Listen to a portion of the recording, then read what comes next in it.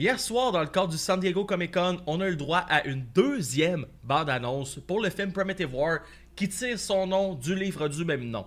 Et honnêtement, il y en a vraiment beaucoup à débunker, puis on regarde ça ensemble à l'instant.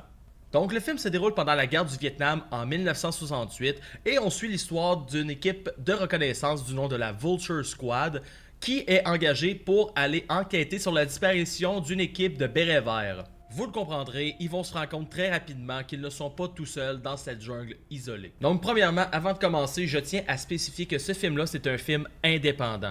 Mais sincèrement, avec la bande-annonce qu'on nous a offert, c'est très dur à voir. Niveau design de dinosaures maintenant, on va s'en parler parce qu'il y a beaucoup d'espèces qui ont été représentées dans ce nouveau trailer et il y en a des très réussis.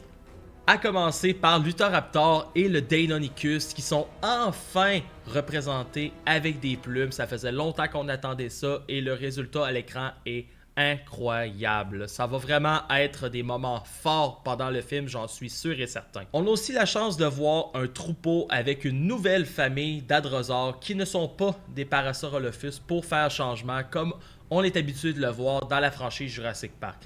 Donc c'est très rafraîchissant de voir que enfin on a été vers une autre espèce et honnêtement le rendu est incroyable avec le plan de vue qu'on nous offre.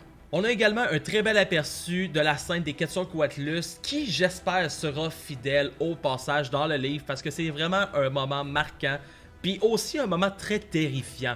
Mais ça, je vous laisse en juger par vous-même quand vous allez voir le film. Il y a cependant un petit bémol que je me dois d'apporter et c'est le design de l'Apatosaure et du T-Rex dans le film qui sont littéralement le même modèle qu'on voit dans la franchise Jurassic Park et qui a connu des petites modifications pour ne pas avoir à dealer avec les droits d'auteur. On va se le dire, il y a beaucoup de paléo-artistes et de modeleurs 3D qui ont fait d'excellents modèles de ces deux dinosaures et qui auraient pu être utilisés pour justement apporter un petit vent de fraîcheur de ce côté-là pour faire changement des modèles qu'on est déjà familiarisé avec. On a aussi la chance de voir un plan très bref de deux Triceratops qui chargent un des protagonistes. J'ai très hâte de voir dans quel contexte ça se déroule et si ça se déroule comme dans le livre, mais si oui, je serai très content de le voir enfin transposé à l'écran.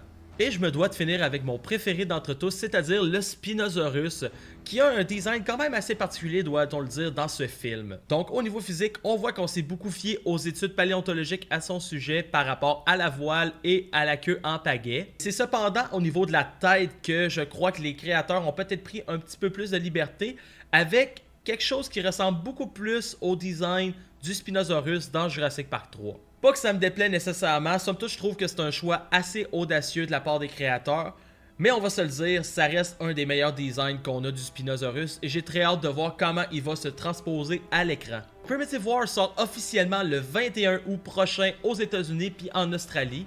Et par la suite, il va connaître une sortie mondiale, mais ça, on n'a pas encore les détails à ce sujet-là. Cependant, je vous conseille fortement de me suivre sur ma chaîne YouTube pour ne manquer aucune nouvelle au sujet de ce film et aux sorties qui vont suivre. Donc sur ce, je vous souhaite une excellente journée et on se revoit dans la prochaine vidéo, guys. Salut, ciao!